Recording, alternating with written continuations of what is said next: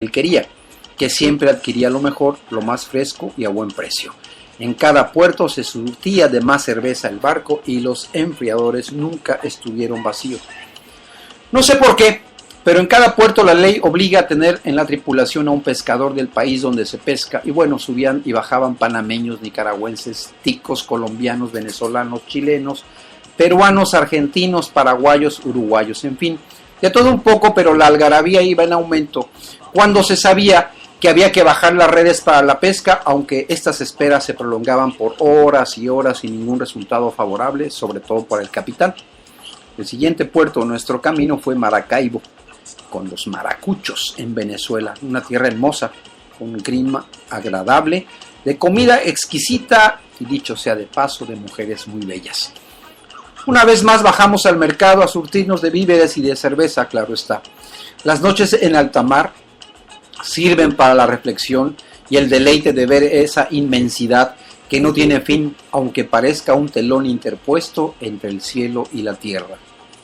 Todos los días era una nueva imagen. Todas las noches el cielo se mostraba espléndido. Por horas podía pasarme admirando ese espectáculo y jamás me cansé de verlo.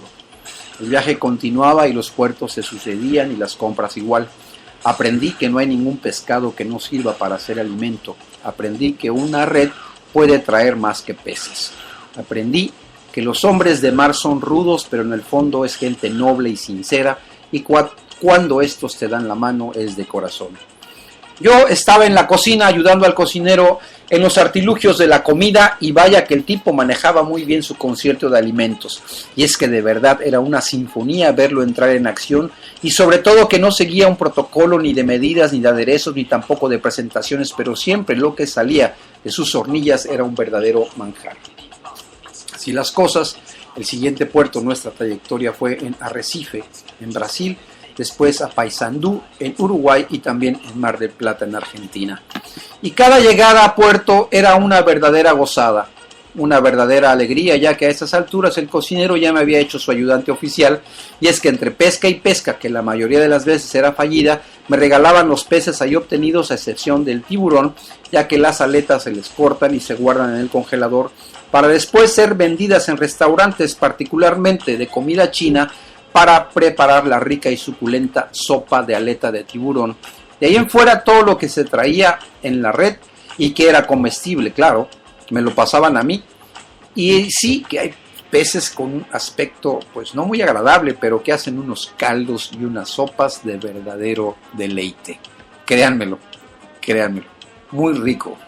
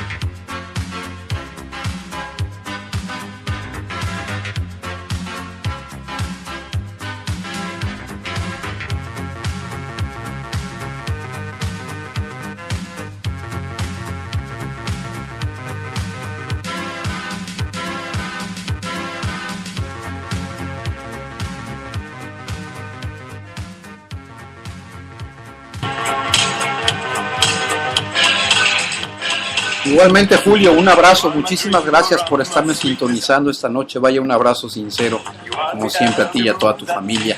¿Continuamos? ¿Qué les parece? ¿Vamos bien? Vamos a darle. Son las 9 de la noche con 20 minutos, nos quedan 10 minutos de transmisión. Y bueno, les puedo decir que por las noches ya he terminado mi reporte, que tenía que ser diario, ya les dije, tomando las temperaturas, anotando todo en la bitácora. Me daba por escribir en donde fuera, y así llené servilletas, bolsas de pan, papel para envolver tortillas y una que otra libreta, pero todo lo que ahí escribía, que estoy seguro que algún rincón de alguna casa estarán esos papeles, que no tenía nada que ver con la cocina como ahora lo hago, más bien eran cosas de la existencia, de la vida, del hombre, del hambre, de la injusticia, de lo grande que es Dios y cómo se manifiesta, bueno, y obvio e inevitablemente del amor. Ya habíamos llenado bodegas, ¡hurra! Bodegas, y el viaje ahora era de regreso por la Patagonia, ascendiendo por Chile en Antofagasta, Perú en el Callao y Ecuador en Puerto Bolívar. Me encontré en estos meses con cambios en mi vida, cambios que marcarían mucho mi espíritu aventurero y del interés por la cocina. Debo confesar que yo no cociné nada en este viaje, ni siquiera un par de huevos fritos. El templo de cada cocinero y cada chef es de una valía incalculable. El intentar siquiera violar alguna de estas reglas supone un allanamiento a la privacidad, al templo de las artes culinarias, al laboratorio de las fórmulas mágicas, al quirófano de exitosas operaciones, al calpulli de cada tlatoani del arte de hacer y del buen comer. De regreso a México, en el vuelo desde Panamá, me hizo pensar en lo inmenso que es el océano y lo pequeños que podemos llegar a ser ante esta divina excelsitud de la naturaleza. México era mi siguiente destino. Claro, había que regresar. Qué rápido se pasó el tiempo, debo aclarar que fueron casi 3 meses.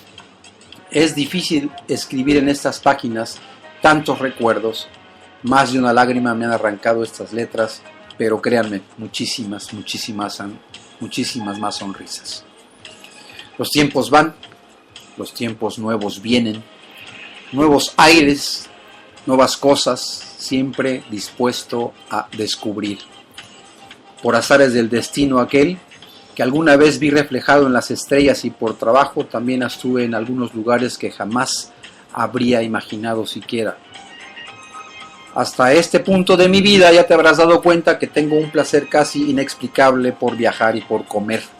Muchos de estos viajes ahora han sido de otra manera, pero sin dejar de lado aquel afán y gusto por conocer y probar alimentos diferentes, casi raros o a veces hasta grotescos. Al menos para mi paladar, que si bien no es el de un sibarita, procuro no atrofiarlo con sabores extraños o agresivos. Me lo parecían algunos, y eso que gusto de comer alguna que otra cosa rara también por el trabajo. Conocí varios países y también por mi trabajo degusté de muchos manjares, pero lo interesante de esto es que las estancias se prolongaban por mucho tiempo y así fue como por un largo periodo estuve fuera del país. Ya han pasado algunos ayeres y era tiempo también de escribir algo acerca de tantas cosas relacionadas con el buen comer, o a veces, créanmelo, no era tanto buen comer. Cuestión de hambres, cuestión de bolsillos, cuestión de paladares. ¿Cuántas veces no te ha pasado que vas a un restaurante de super lujo, te gastas un dineral y sales con hambre y terminas llenándote con los tacos de la esquina? No siempre pasa esto, ¿o sí? O te llenaste o los tacos de la esquina ya habían cerrado. O por el contrario, te han contado de un lugar muy bueno y que está de moda y que la verdad lo único que tiene es buen mobiliario y la decoración está bien también, pero la comida no es la gran cosa, o las porciones son muy pequeñas o de plano no tiene sazón. Cuando he tenido la oportunidad de cocinar lo hago con un gusto y una ferviente ilusión de que lo que estoy preparando lo hago como si fuera para mí, y esto me da la certeza de que lo hago igual para todos. Ahora bien, si el hombre está dispuesto a pagar por algo que llevarse a la boca, pues tendremos la obligación de encontrar algo que nos satisfaga el estómago y que el bolsillo no salga tan mermado, o al menos que lo que hayas pagado te deje satisfecho. Pero también habrá quien diga que tiene para eso y para más, y que la comida cueste lo que cueste, bien vale la pena. Aunque sean unos cuantos gramos de carne adornada o de un plato muy bien presentado, pues finalmente con algunos elementos que se le ven ahí y que la cuenta no sea igual de raquítica. Claro que no estoy reñido con los grandes chefs, que son ellos de vital importancia para el arte culinario y que de ellos se desprenden grandes creaciones.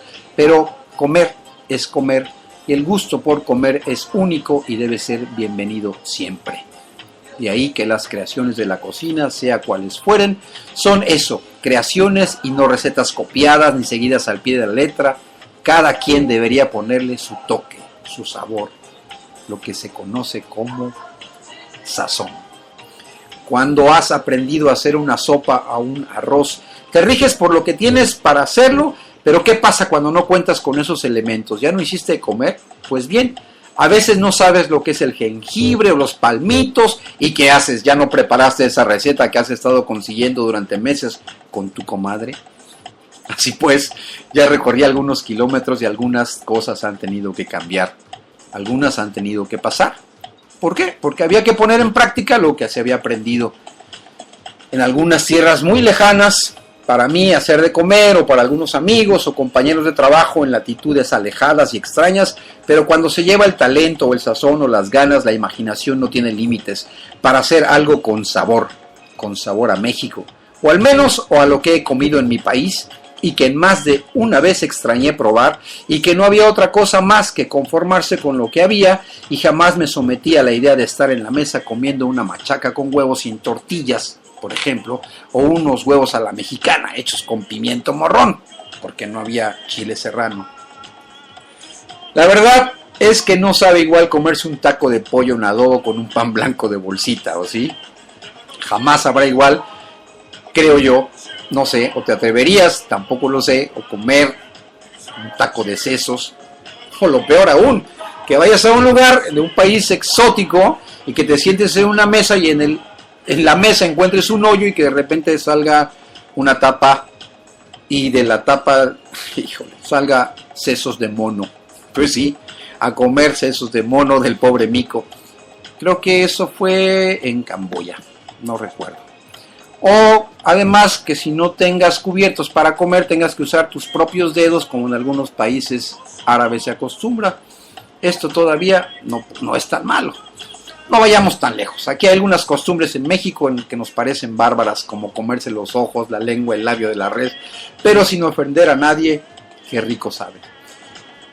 Pues sí, nada es para siempre y nosotros menos. Hoy estamos aquí, después en otra parte, y sí un poco me he movido en algunos espacios de la vida que esta me ha ofrecido. Puedo decir que he hecho hasta aquí lo que he querido. A veces tan lejos de lo que uno quiere y otras tantas habría que poner tierra de por medio con eso que uno no quiere. Cuando nos quedan 2 minutos de transmisión, pues vamos a hacer una pequeña pausa para refrescar la garganta y sigo leyendo sus mensajes. Muchísimas gracias. Recuerda, anécdotas de un libro de cocina, parte 3, con Juan Carlos Teisier.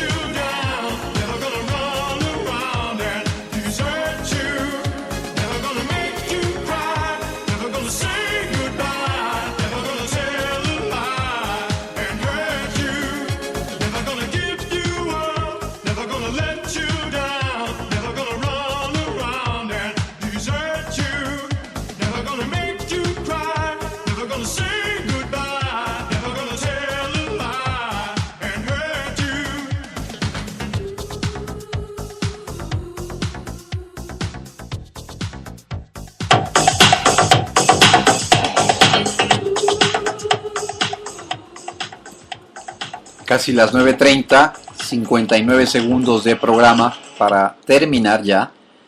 Y mando un caluroso y afectuoso saludo a la ciudad de Campeche, a la capital del estado de Campeche. Muchísimas gracias, Lili Flores, por estarnos sintonizando esta noche. También en Puebla, muchísimas gracias. Hola Fito, señora Consuelo, un abrazo. Ciudad del Carmen, también un abrazo. Rosarito, Baja California.